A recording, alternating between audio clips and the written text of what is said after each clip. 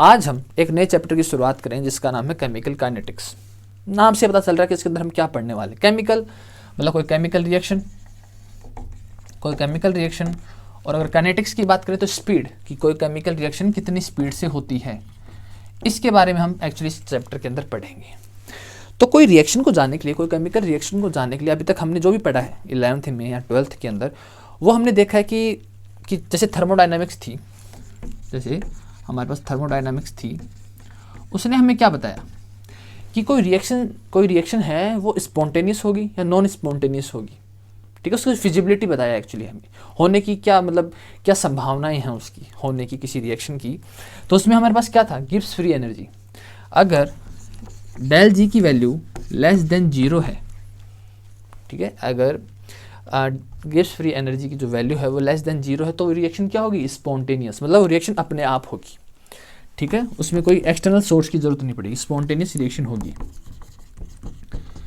और अगर इसकी ग्रेटर देन 0 है तो मतलब वो जो रिएक्शन है वो नॉन स्पॉन्टेनियस होगी, मतलब हमें कुछ एक्सटर्नल सोर्स की उसमें नीड पड़ेगी, मतलब उसमें हमें कोई कैटलिस्ट मिलाना पड़ सकता है या हमें कोई एक्सटर्नल एनर्जी देनी पड़ सकती है, तो वो रिएक्शन हमें करवानी पड़ती है।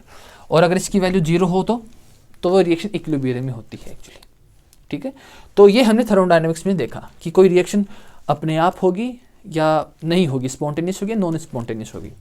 फिर सेकंड हमने देखा था इक्विलिब्रियम। मतलब इक्विलिब्रियम हमें क्या बताता है कि कोई रिएक्शन कहाँ तक जाएगी, उसका एक्सटेंट कहाँ तक होगा।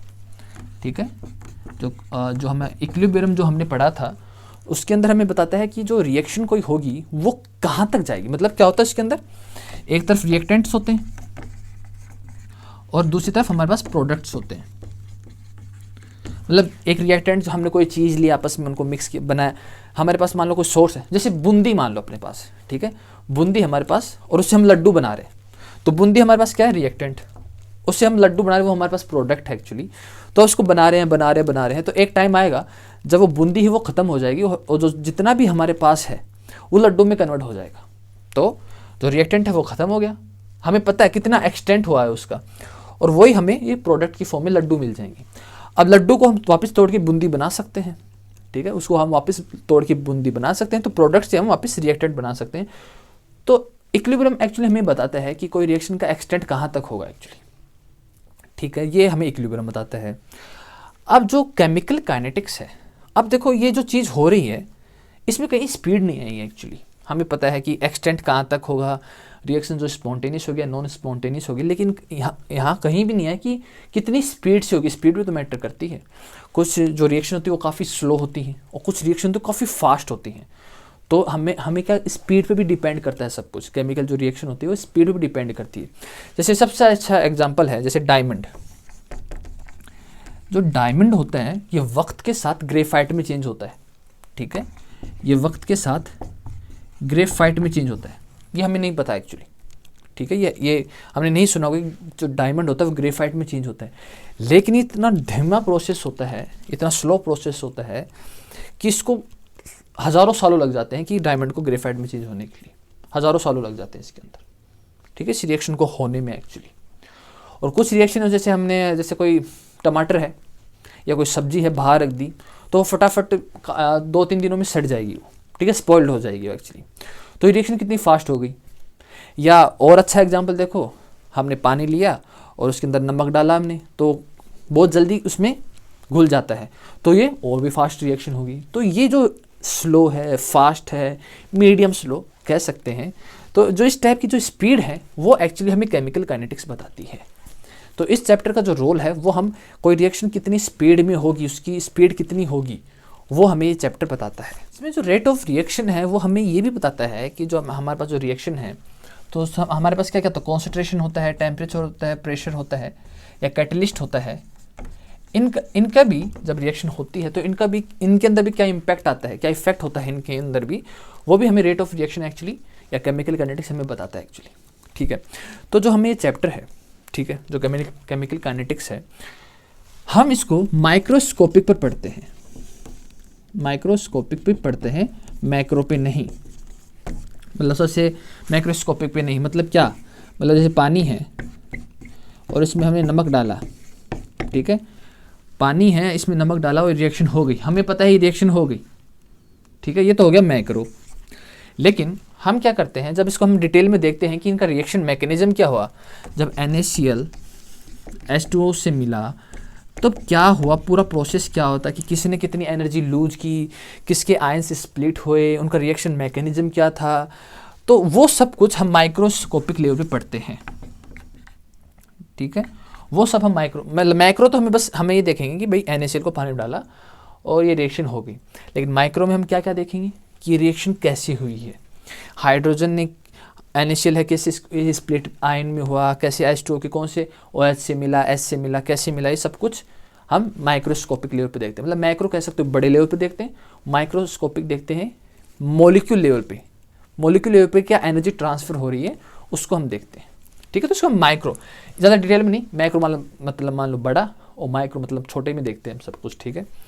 तो इसके अंदर हम माइक्रो लेवल पे हम इसको केमिकल काइनेटिक्स समझते हैं। अगर इसकी हम शुरुआत करें, रेट ऑफ केमिकल रिएक्शन, मतलब कोई केमिकल रिएक्शन हो कितनी स्पीड से होती है, कितनी रेट से होती है, ठीक है, इसकी हम शुरुआत करते हैं एक्चुअली कि रेट ऑफ केमिकल रिएक्शन, मतलब वही कुछ रिएक्शन फास्ट कुछ स्लो, ठीक है।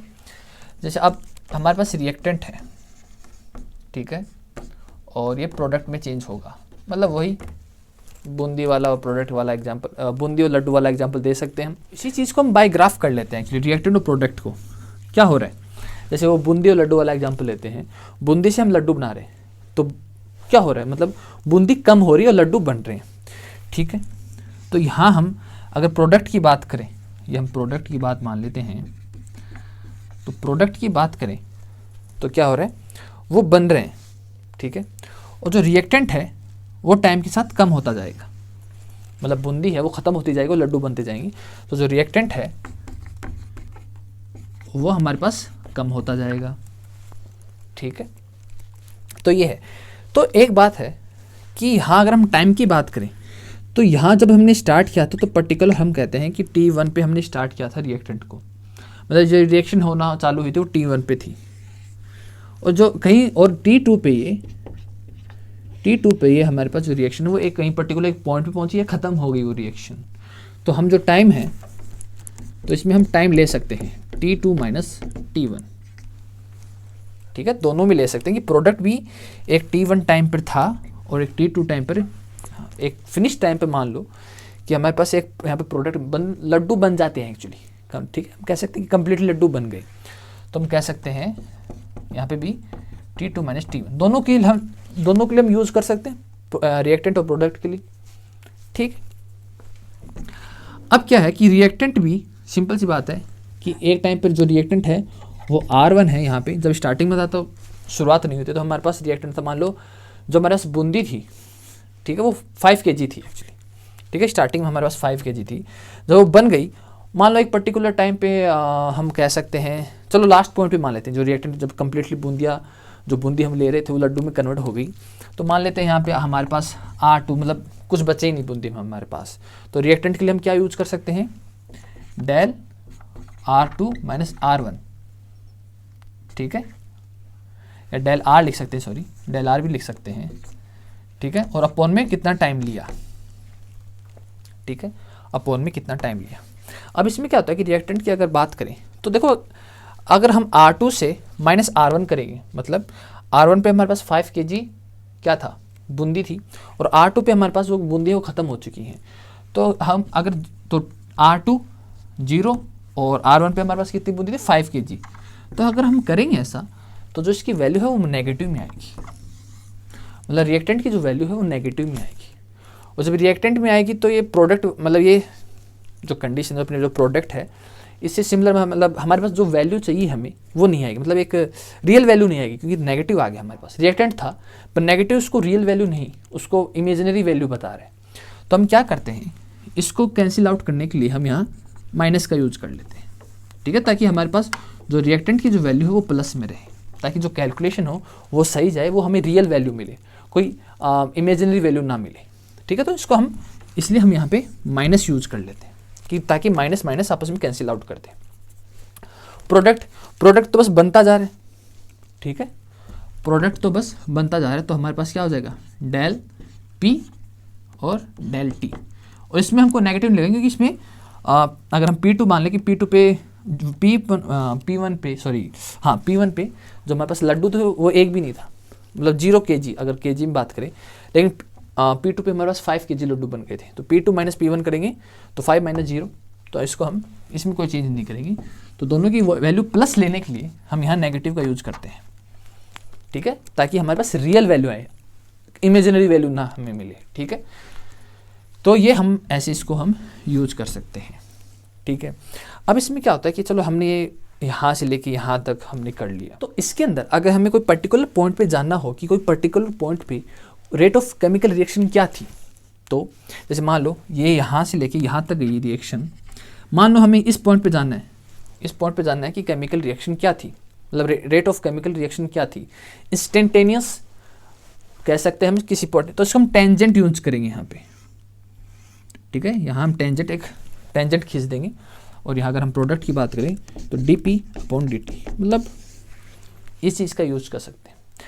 वही बात है ना कि हाँ डिफ्रेंशिएशन अगर हम देखें तो कहाँ यूज करते हैं हम डिफ्रेंशिएशन, कोई बहुत बड़ी चीज़ हो, ठीक है ना, बहुत सारे नंबर हो और उसमें कोई माइनर सा नंबर हो, जहाँ पे बहुत स्मॉल वैल्यू में कोई वैल्यू हो, तो वहाँ पे हम डिफ्रेंशिएशन यूज करते हैं।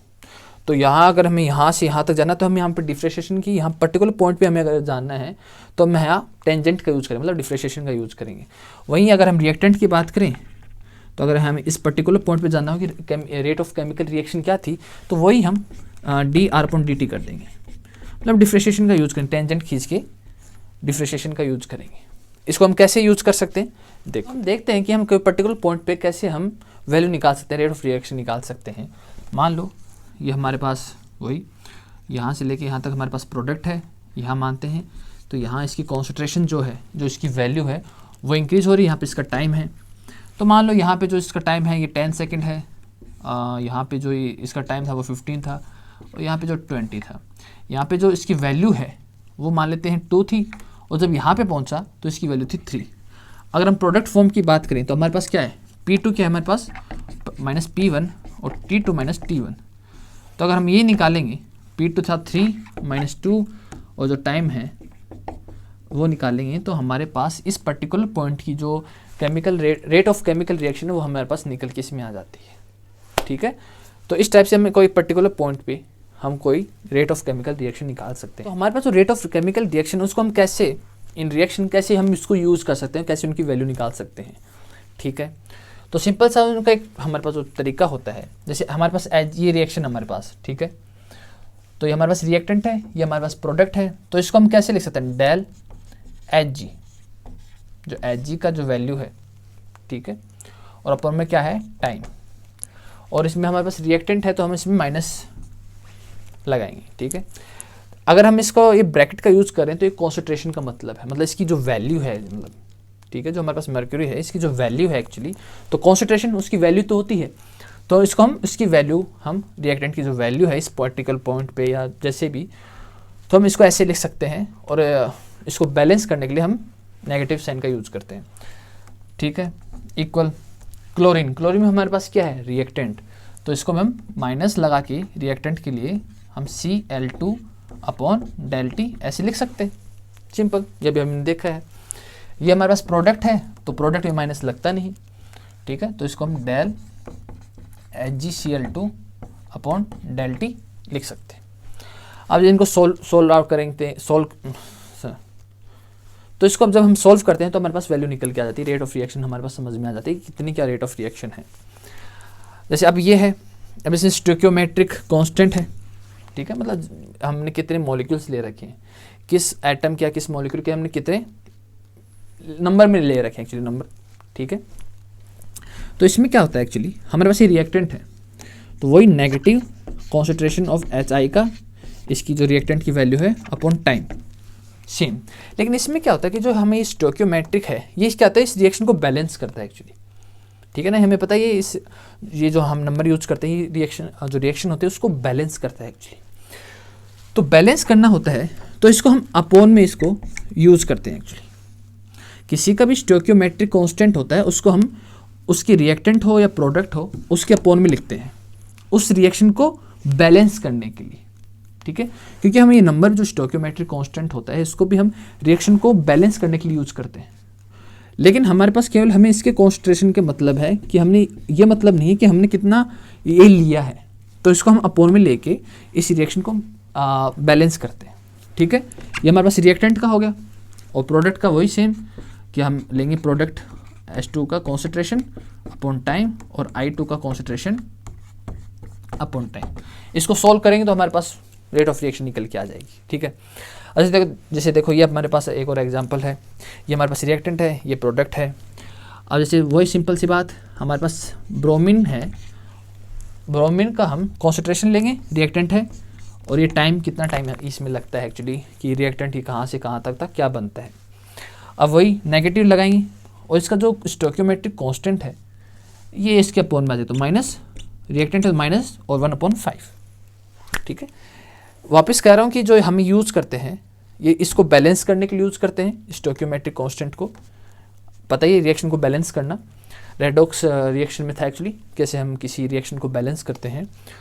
और जब इसको हम रेट ऑफ रिएक्शन निकालते हैं तो इसको भी बैलेंस करने के लिए इसको हम अपॉन में लाते हैं। ठीक है, अब इसको हमने Br तो इसको हमें अपॉन में लिया है इक्वल BrO3 डेल BrO3 इसका कॉन्सेंट्रेशन अपॉन टाइम। ठीक है, इसका कोई कांस्टेंट नहीं है, स्टोइकियोमेट्रिक कांस्टेंट नहीं है, तो इसको सिंपल लेकिन नेगेटिव यूज करेंगे क्योंकि रिएक्टेंट है। ठीक है, हाइड्रोजन का देखते हैं तो हाइड्रोजन का कॉन्सेंट्रेशन अपॉन कितना टाइम लेता है, माइनस यूज करेंगे क्योंकि रिएक्टेंट है, और 1/6 स्टोइकियोमेट्रिक कांस्टेंट है वो अपॉन में आ जाएगा। ठीक है, तो और अब हमारे पास नेक्स्ट क्या आता है 3Br2। तो हमारे पास अब आते हैं प्रोडक्ट, तो Br2 का कॉन्सेंट्रेशन इसमें कितना चेंज आता है और कितने टाइम में कितना चेंज आता है। इसका स्टोइकियोमेट्रिक कांस्टेंट 3 तो आ जाएगा 1/3, माइनस नहीं आएगा क्योंकि प्रोडक्ट है। ठीक है, इसको हमें बैलेंस अपने बैलेंस है ही, रिएक्टेंट को बस बैलेंस करने के लिए हम नेगेटिव यूज करते हैं। और इक्वल में देखें तो हमारे पास 3H2O है, तो कॉन्सेंट्रेशन H2O कितने टाइम में कितना चेंज आता है, मतलब T2 टाइम पर था, जैसे T1 टाइम पर था ये 5 लीटर, T2 टाइम पर हो गया ये 1 लीटर। ठीक है, तो इसके कॉन्सेंट्रेशन की वैल्यू और स्टोइकियोमेट्रिक कांस्टेंट है तो 1/3 यूज कर लेंगे। अब सिंपल सा कुछ नहीं करना, अगर हमारे पास इनकी वैल्यूज़ दी हो तो हम किसी की वैल्यूज़ निकाल सकते हैं एक्चुअली। यहाँ पे वैल्यू पुट करो, यहाँ पे ब्रोमीन का कॉन्सेंट्रेशन रखो, यहाँ ब्रोमीन ऑक्साइड का कॉन्सेंट्रेशन रखो, यहाँ हाइड्रोजन का रखो, यहाँ Br2 का रखो, यहाँ H2O का कॉन्सेंट्रेशन रखो, कितना टाइम में कितना चेंज होता है रखो, वैल्यू हमारे पास निकल के आता है। तो इस टाइप से हम rate of reaction, rate of chemical reaction का इस टाइप से हम निकाल सकते हैं। ठीक है, ये काफ़ी सिंपल है एक्चुअली। आगे आएगा कि क्या क्या फैक्टर्स को अफेक्ट करते हैं वो हम नेक्स्ट में देखेंगे।